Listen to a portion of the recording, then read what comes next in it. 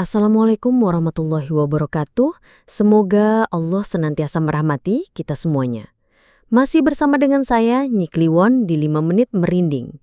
Langsung saja, ini dia ceritanya.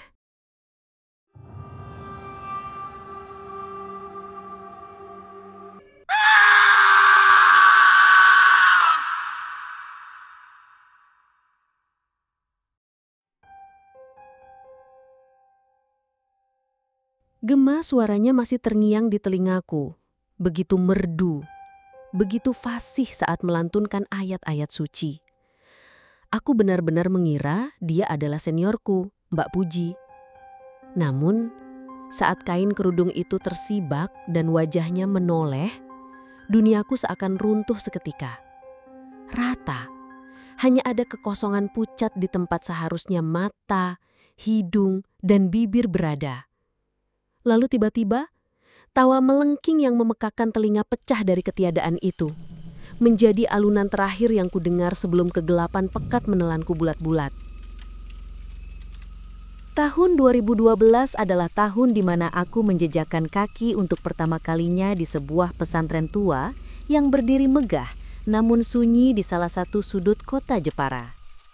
Angin laut yang membawa aroma garam sesekali berembus, menyapu dinding-dinding kusam bangunan yang seolah menyimpan ribuan cerita dari masa lalu.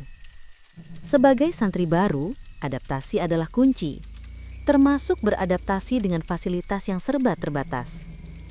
Pembangunan masih berlangsung di banyak sisi, menyisakan hanya 3 bilik kamar mandi yang harus berbagi untuk ratusan santriwati. Kondisi inilah yang mengajariku untuk mencuri waktu dari fajar. Pukul 3 dini hari, saat hening masih memeluk erat seisi pesantren dan teman-teman sekamarku masih terbuai mimpi, aku sudah terjaga. Dinginnya air Jepara yang khas terasa menusuk hingga ke sumsum tulang, namun kesegarannya menjadi cambuk ampuh untuk membangunkan kesadaran yang masih enggan bekerja sama. Bagiku, ritual pagi buta ini adalah sebuah kemewahan kecil, sebuah ketenangan sebelum riuh rendah aktivitas pagi dimulai. Selesai mandi dan berwudu, langkahku berlanjut ke area jemuran. Letaknya agak terpencil di bagian belakang kompleks, persis di samping sebuah sumur tua yang sudah lama tak berfungsi. Sumur itu ditutup rapat dengan beton tebal yang telah retak di beberapa bagian, dan lumut hijau pekat menyelimuti bibirnya, menjadi saksi bisu betapa zaman telah menggerusnya. Suasananya selalu sedikit lebih dingin di sini, seolah menyimpan kelembapan abadi. Di tengah kesunyian yang hampir mutlak itu, saat tanganku tengah cekatan membentangkan pakaian dalam di seutas tali, tiba-tiba sebuah alunan suara memecah hening. Suara orang mengaji, begitu merdu. Setiap makhraj dan panjang pendeknya terdengar sempurna, mengalun lembut seolah menyatu dengan embusan angin subuh. Bulu kuduku seketika meremang, bukan karena takut, tapi karena takjub. Sumber suara itu berasal dari arah samping sumur tua. Rasa penasaran yang lebih besar dari rasa takut menuntun langkahku. Di sana, di atas sebuah dingklik kayu pendek, duduk seorang perempuan berkerudung panjang yang menutupi sebagian wajahnya. Ia duduk membelakangiku, tampak begitu khusyuk dengan mushaf Al-Qur'an di pangkuannya. Postur dan perawakannya mengingatkanku pada seseorang. "Mbak Puji," sapaku dengan suara yang nyaris berbisik, takut mengganggu kekhusyuannya. Mbak Puji adalah salah seorang senior yang paling kukagumi karena kefasihan dan kekuatan hafalannya. Sosok itu tidak menjawab, hanya terus melanjutkan lantunannya. Aku memberanikan diri melangkah lebih dekat, lalu duduk di sampingnya, di atas permukaan beton penutup sumur yang terasa begitu dingin. "Boleh saya ikut menyimak hafalannya, Mbak?" Tawarku lagi, lebih sebagai isyarat sopan santun. Kali ini dia mengangguk kecil, sebuah gerakan nyaris tak kentara, tanpa sedikit pun menoleh. Ayat-ayat surah Al-Mulk mengalir deras dari lisannya, tanpa jeda, tanpa keraguan sedikit pun. Aku membuka mushafku, mencoba mengikuti, namun kecepatan dan kelancaran hafalannya membuatku hanya bisa terpana. Sempurna, hingga tibalah kami pada kalimat tasdik, Shadaqallahul Azim. Aku menutup Al-Qur'an di tanganku. "Masya Allah, lancar sekali, Mbak," pujiku tulus. Kuulurkan kembali mushaf yang tadi kupegang untuk menyimak. Saat itulah ia berhenti total dari posisinya dan perlahan, sangat perlahan, menoleh ke arahku. Detik itu, waktu terasa membeku. Udara di sekitarku mendadak menjadi berat dan menyesakkan. Wajah yang kutunggu untuk membalas senyumanku ternyata adalah sebuah kengerian absolut. Sebuah dataran pucat pasi tanpa kontur, tanpa mata, tanpa hidung, tanpa mulut. Kekosongan yang hampa. Jantungku serasa diremas dan berhenti berdetak. Nafasku tercekat di pangkal tenggorokan. Aku ingin menjerit, tapi tak ada suara yang mampu keluar. Sebelum aku sempat memproses teror di hadapanku, tiba-tiba dari permukaan rata itu meledak suara tawa, bukan tawa manusia. Suaranya cekikikan, begitu nyaring, melengking dan tajam menusuk gendang telinga. Suara itu seolah berasal dari dimensi lain, penuh dengan nada ejekan yang membuat darahku serasa surut dari wajah. Pandanganku mulai kabur, hitam dan tubuhku luruh tanpa perlawanan ke tanah yang lembab dan dingin. Aku tersadar oleh guncangan lembut di bahu dan suara cemas yang memanggil namaku. "Duk, Duk, bangun Duk." Suara itu milik Bu Anissa, pengurus bagian keamanan putri yang berwibawa namun keibuan. Wajahnya tampak begitu khawatir di bawah cahaya lampu patroli yang remang-remang. Beliau menemukanku tergeletak pingsan di dekat sumur tua saat sedang berkeliling membangunkan para santri untuk sholat subuh. Sejak malam laknat itu, ada sesuatu yang patah dalam diriku. Tubuhku menjadi begitu lemah dan rentan. Aku mulai sering jatuh sakit. Awalnya hanya pusing dan lemas, namun lama-kelamaan menjadi lebih parah. Aku bisa tiba-tiba pingsan tanpa peringatan. Pernah sekali, saat sedang khusyuk mendengarkan pengajian kiai di aula, tiba-tiba pandanganku menggelap dan aku ambruk di tempat. Teman-temanku panik.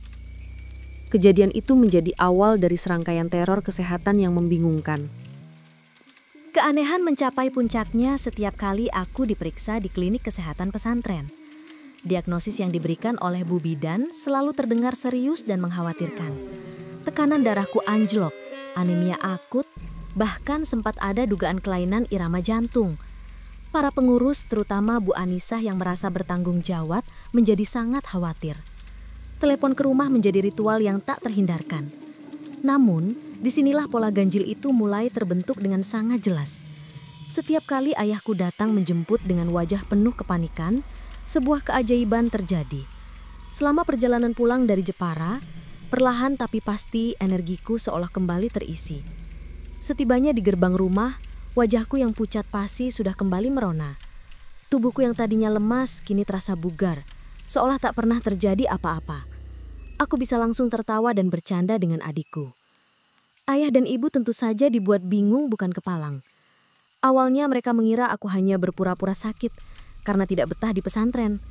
Namun setelah kejadian ini berulang hingga 3 kali dengan diagnosis dari klinik yang semakin hari semakin serius, ayah mulai menaruh curiga yang mendalam. Beliau menatapku dengan sorot mata yang berbeda. Bukan lagi tatapan pada anak yang manja, melainkan pada seseorang yang mungkin sedang diganggu. Ini bukan lagi ranah medis. Ini adalah sesuatu yang lain. Setelah episode pingsan dan pulih secara ajaib yang ketiga kalinya, ayah tidak lagi berbicara tentang dokter atau rumah sakit. Wajahnya tegas saat mengambil sebuah keputusan. "Kita ke Demak besok pagi," ujarnya singkat namun penuh penekanan pada suatu sore. Ibu hanya mengangguk setuju. Wajahnya menyiratkan kekhawatiran yang sama. Perjalanan menuju Demak terasa begitu sunyi.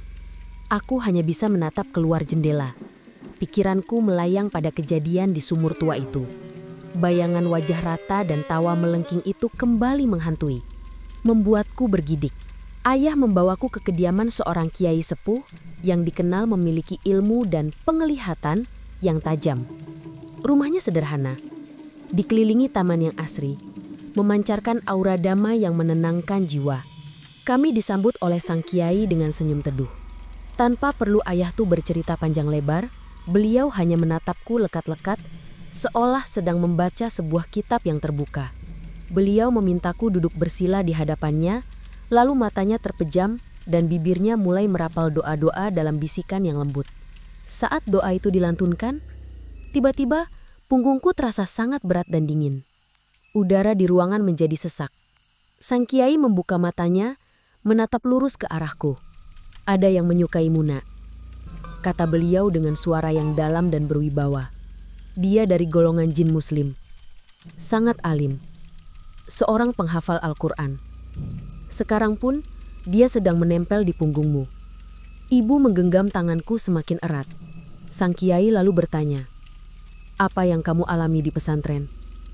Kejadian apa yang paling membekas?" Aku pun menceritakan segalanya dengan suara bergetar. Tentang pertemuanku di dekat sumur tua.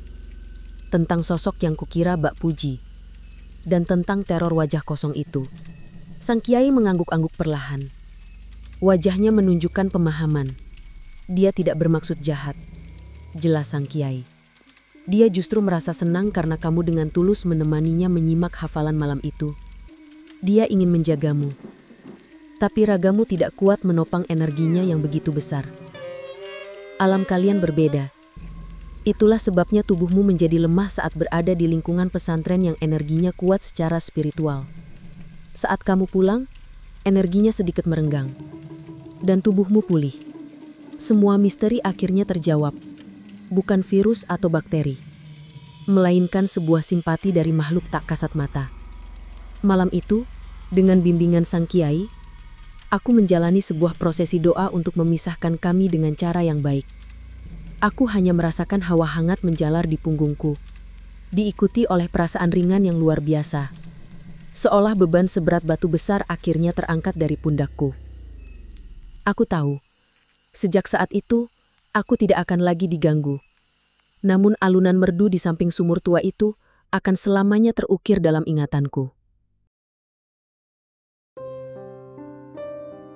Bersama saya, Nyi Kliwon. Sampai jumpa di episode Mencekam selanjutnya. Jangan lupa subscribe, like, and share. Terima kasih. Wassalamualaikum warahmatullahi wabarakatuh.